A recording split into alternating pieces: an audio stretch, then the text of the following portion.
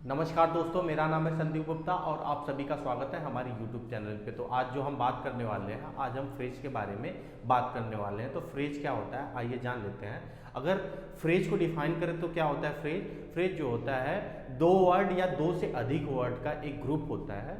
Phrase जो होता है टू और मोर देन टू वर्ड्स का एक ग्रुप होता है, जो कि अपने आप में कंप्लीट मीनिंग नहीं देता है। कुछ मीनिंग देता है पर कंप्लीट मीनिंग नहीं देता है। चलिए एक एग्जांपल ले लेते हैं, उससे आपको और ज़्यादा समझ में आ जाएगा। ठीक है, तो एग्जांपल की बात करें तो जैसे एक एग्जांपल है, राम प्लेज क्रिकेट। ठीक है जी, तो ये प्रेजेंट इंडेफिनिट का एक टेंस है। अगर जिन्होंने हमारा टेंस का वीडियो नहीं देखा है वो जाके हमारे टेंस के वीडियोस को देख सकते हैं। तो ये जो है प्रेजेंट इंडेफिनिट का टेंस है। तो यहाँ पे राम जो है हमारा सब्जेक्ट है। सब्जेक्ट क्या होता है? सब्जेक्ट नाउन हो सकता है। राम किसी का पर्टिकुलर नाम है, हमने पार्ट्स ऑफ स्पीच में पढ़ा ही है। तो ये सब्जेक्ट कह सकते हैं, इसको नाउन बोल सकते हैं। ये प्ले क्या है? ये प्ले वर्ब है जो एक्शन दिखा रही है, और ये जो है ऑब्जेक्ट है। ठीक है, तो यहाँ पे देखा जाए तो ये सिंगल वर्ड है और ये सिंगल वर्ड है और ये सिंगल वर्ड है। तो ये जो है फ्रेज नहीं कहला सकते। जैसा कि हमने फ्रेज को की डिफिनीशन पढ़ी कि फ्रेज जो होता है दो या दो से अधिक, टू और मोर देन टू जो है वर्ड्स का एक कॉम्बिनेशन होता है। तो यहाँ पे ये कोई भी फ्रेज नहीं बना रहा है। ठीक है, तो अगर जैसे कि हम दूसरे एग्जाम्पल वही बात करें, जैसे my friend Ram is playing good cricket. तो मेरा दोस्त जो राम है एक अच्छा क्रिकेट खेल रहा है, मतलब मेरा दोस्त राम जो है अच्छा क्रिकेट खेल रहा है, इसका मतलब ये हुआ। तो यहाँ पे ध्यान दी जाए तो यहाँ पे my friend Ram is playing good cricket. ठीक है, तो यहाँ पे देखा जाए तो ये फ्रेज हो सकते हैं, माई फ्रेंड राम। ठीक है, तो यहाँ पे एक वर्ड है, दो वर्ड है, तीन वर्ड है, यहाँ पे टोटल 3 वर्ड्स हैं। तो कहने का मतलब ये हुआ ये फ्रेज है, इसको हम फ्रेज बोल सकते हैं। हाँ, ग्रुप ऑफ वर्ड, जैसे कि हमने अगर फ्रेज की डिफिनीशन बोली, कहते हैं टू और मोर देन टू वर्ड्स। ठीक है, एक फ्रेज में दो या दो से अधिक वर्ड्स हो सकते हैं। ठीक है, which has some meaning but not complete meaning। तो जैसे कि अगर हम बात करें तो दो या दो से अधिक वर्ड हो सकते हैं। जैसे कि यहाँ पे देखा जाए 1 2 3 तीन वर्ड है, यहाँ पे दो वर्ड है इज प्लेइंग, यहाँ पे गुड क्रिकेट क्या है, ये भी दो वर्ड ही है। ठीक है, which has some meaning but not complete meaning. Phrase की और एक खासियत होती है कि इसकी मीनिंग तो होती है पर कंप्लीट मीनिंग नहीं होती। जैसे माई फ्रेंड राम, मेरा दोस्त राम, मीनिंग तो दे रहा है कि हाँ कोई दोस्त है मेरा, कोई मेरा दोस्त है जिसका नाम राम है। और दूसरी बात है इज प्लेइंग, खेल रहा है कुछ, तो मतलब ऐसा लग रहा है कि कुछ खेल रहा है, लेकिन हमें कंप्लीट नहीं पता कि ये क्या कर रहा है। ठीक है, गुड क्रिकेट, अच्छा क्रिकेट, तो हमें कहने का मतलब सेंस तो कुछ मिल रहा है लेकिन कंप्लीट सेंस नहीं मिल रहा है। और यहीं पे बात करें नेक्स्ट, ये बहुत इंपॉर्टेंट पॉइंट है, ध्यान देने वाली बात है कि फ्रेज में जो सब्जेक्ट वर्ब कॉम्बिनेशन होता है, सब्जेक्ट वर्ब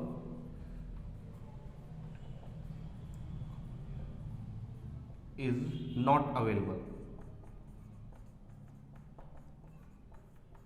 ठीक है, तो एक फ्रेज में क्या होता है कि जो सब्जेक्ट वर्ब जो कॉम्बिनेशन होता है वो अवेलेबल नहीं होता। तो जैसे कि यहाँ पे बात करें कि माई फ्रेंड राम, इसमें सब सब्जेक्ट है, यहाँ पे माई भी सब्जेक्ट है, फ्रेंड भी सब्जेक्ट है, राम भी सब्जेक्ट है, ये सारे सब्जेक्ट हैं। ठीक है, यहाँ पे कोई वर्ब नहीं, यहाँ पे वर्ब तो यहाँ पे, लेकिन अगर हम कहें राम इज तो ये फ्रेज नहीं हो सकता, ये गलत हो जाएगा। ठीक है, तो कहने का मतलब जो है फ्रेज में जो है सब्जेक्ट और वर्ब का कोई भी कॉम्बिनेशन नहीं होगा, या तो सब्जेक्ट ही होगा, या तो वर्ब भी होगा, या तो ऑब्जेक्ट ही होगा। ठीक है, या तो एडजेक्टिव भी होगा।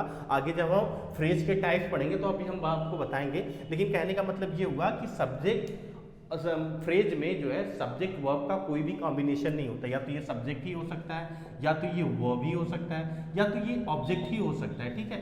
तो कहने का मतलब एक जो फ्रेज होता है दो या दो से अधिक वर्ड्स का एक कॉम्बिनेशन होता है, जो कि कुछ तो मीनिंग होता है पर कंप्लीट मीनिंग नहीं होता है, ठीक है। और इसमें जो है सब्जेक्ट वर्ब का कोई भी कॉम्बिनेशन नहीं होता है, या तो ये सब्जेक्ट ही आ सकता है, या तो ये वर्ब ही आ सकता है, या तो ये ऑब्जेक्ट ही आ जा सकता है, लेकिन सब्जेक्ट वर्ब एक साथ नहीं आ सकते। तो ये रहा फ्रेज। और अभी इसी से आगे है जो है हम फ्रेज के टाइप्स की बात कर लेते हैं।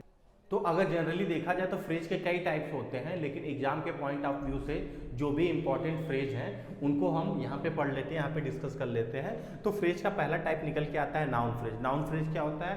ऐसा फ्रेज जो किसी भी सेंटेंस में ऐसे नाउन की तरह ऐड करे, वो नाउन फ्रेज कहलाता है। जैसे हम पढ़े ही लाइक स्विमिंग इन द सी, तो कहने का मतलब किसी भी सेंटेंस में अगर हमें नाउन पता करना है तो हम उसमें व्हाट लगा के भी क्वेश्चन कर सकते हैं। तो ही लाइक्स व्हाट, वह उसे क्या पसंद है? उसे जो है समुद्र में तैरना पसंद है, स्विमिंग इन द सी। तो ये जो है आपका जो है नाउन फ्रेज हो गया। डू नॉट ईट व्हाट, हाँ फैटी फास्ट फूड जो है वो खाने को मना कर रहा है, ठीक है। तो ये कह रहा है कि जो है किसी भी सेंटेंस में नाउन फ्रेज वो होता है कि जो एज ए नाउन की तरह एक्ट करे। तो यहाँ पे जो है स्विमिंग इन द सी जो है एज ए नाउन की तरह एक्ट कर रहा है, और ये जो है मोर देन 2 वर्ड्स है, या 2 या मोर देन 2 वर्ड्स है, तो इसमें जो है ये एज ए नाउन फ्रेज की तरह एक्ट कर रहा है। और यहाँ पे यही फैटी फास्ट फूड, ये सारे जो है नाउन फ्रेज की तरह जो है एक्ट कर रहे हैं। और वहीं से आगे अगर एडजेक्टिव फ्रेज की बात करें तो एडजेक्टिव फ्रेज क्या होता है? देखिए ध्यान दीजिए, हमने इसीलिए जो है पार्ट्स ऑफ स्पीच को पहले पढ़ा कि हमें जो है एटलीस्ट सारे पार्ट्स ऑफ स्पीच की जो बेसिक नॉलेज है वो होनी चाहिए। अगर आपको सपोज दैट एडजेक्टिव की जो है एडजेक्टिव नहीं पता रहता, ठीक है, तो आप कैसे एडजेक्टिव फ्रेज पहचान पाते? तो कहने का मतलब ये हुआ कि हर चीज़ जो है एक शेड्यूल वाइज, हर चीज़ जो है एक ऑर्डर में ही रहे, तभी चीज़ों को और समझने में आसानी होती है। तो कहने का मतलब ये हुआ कि एडजेक्टिव फ्रेज आइए जान लेते हैं। तो एडजेक्टिव क्या होता है? जो नाउन के बारे में एक्स्ट्रा डिटेल ऐड करता है, ठीक है। तो she is wearing a short silk scarf, ठीक है। तो अगर यहाँ पे हमें नाउन पता करना है तो हमें व्हाट लगा के क्वेश्चन करें, शी इज वेयरिंग व्हाट, तो वो उसने क्या पहन रखा है, ठीक है, तो स्कार्फ पहन रखा है, ठीक है। अब जो है स्कार्फ के बाद स्कार्फ हमारा नाउन हो गया, ठीक है, ये हमारा नाउन हो गया। और कहने का मतलब ये हुआ कि नाउन के बारे में जो एक्स्ट्रा डिटेल ऐड करता है उसी को हम जो है एडजेक्टिव कहते हैं। तो यहाँ पे अ शॉर्ट सिल्क, ये जो है नाउन के बारे में एक्स्ट्रा डिटेल ऐड कर रहा है, तो इसको एडजेक्टिव बोल सकते हैं। तो लेकिन यहाँ पे देखो ये मोर देन 2 वर्ड्स है, तो यहाँ पे ये जो एडजेक्टिव है ये एडजेक्टिव फ्रेज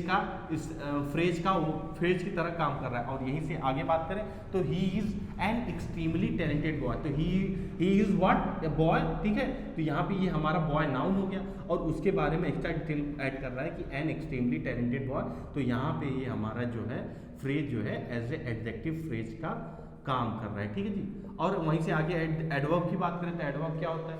जो वर्ब के बारे में, ठीक है, एडजेक्टिव के बारे में या फिर जो है एडवर्ब के बारे में एक्स्ट्रा डिटेल ऐड करता है, ठीक है। तो यहाँ पे ध्यान देने वाली बात है, एडवर्ब की बात करें तो शी स्टेप्ड आउट, ठीक है, विद स्लो स्टेप, ठीक है।